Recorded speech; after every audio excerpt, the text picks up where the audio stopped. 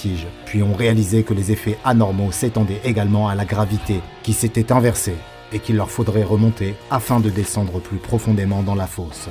L'agent est rapidement sorti du trou, entouré par les bras des cadavres, et a atteint un monde où le ciel était couvert. Cela ressemblait exactement à la ville de Tembi, avec les mêmes constructions que dans notre monde. Toutefois, ce monde semblait être inhabité, et sans le moindre signe du chercheur de la fondation SCP disparu. L'agent D de 1172 a commencé à inspecter les bâtiments et a constaté qu'ils étaient également tous vides. Il a malheureusement trouvé des traces de lutte dans une maison et des éléments semblant indiquer que le chercheur disparu était décédé. Il a continué à explorer le secteur et a trouvé que les anomalies du lieu se répercutaient également jusqu'à ses frontières. En effet, alors que l'agent de classe D marchait vers le nord pour sortir de la ville, après plusieurs kilomètres, il a découvert qu'il était désormais revenu à la pointe sud de la ville. L'agent D de 1172 a reçu l'ordre de revenir au point d'entrée, mais alors qu'il marchait, il fut soudainement bloqué par le corps déformé d'une victime du SCP-783 qui s'étendait en travers de la route devant lui. L'agent D de 1172 a sorti son arme et a tiré sur l'entité, mais celle-ci n'a pas réagi et il a dû se replier dans les bois environnants. Après plusieurs minutes, il s'est arrêté pour se reposer, quand il a repéré autre chose. Au loin, l'agent de classe D a aperçu ce qui paraissait être un bouleau blanc géant, et il s'approchait de lui.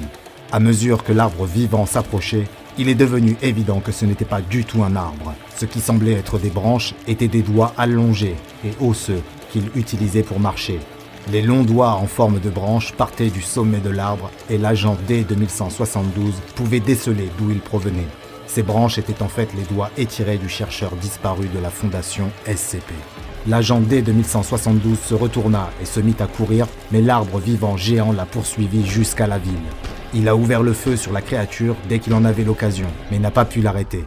Le contact visuel a rapidement été perdu, mais sur la bande audio, on pouvait entendre les hurlements de l'agent D de 1172.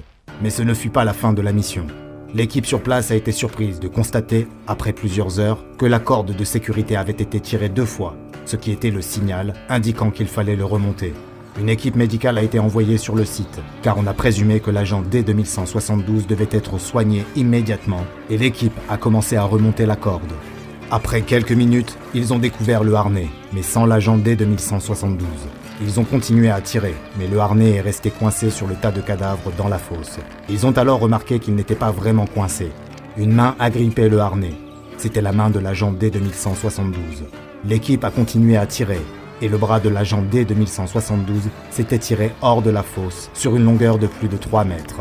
Mais finalement, la résistance est devenue trop importante. L'agent D de 1172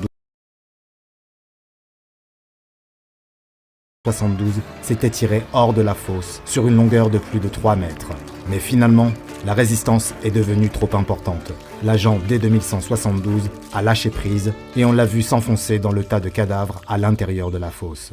À la suite de cette mission, il a été décidé que seules des équipes d'opérations spéciales et des groupes de travail mobiles seraient mobilisés pour explorer cette dangereuse anomalie à l'avenir. Au moins 3 missions de ce type ont été entreprises, mais les détails restent pour l'instant confidentiels et il vaut peut-être mieux qu'il le reste.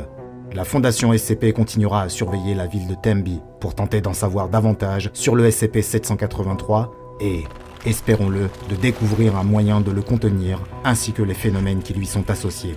En raison de la difficulté à contenir l'anomalie, celle-ci a été classée comme Keter et un bâtiment municipal voisin de l'hôpital de Tembi a été réquisitionné et désigné comme site provisoire 5 afin d'accueillir le personnel toujours plus nombreux de la Fondation.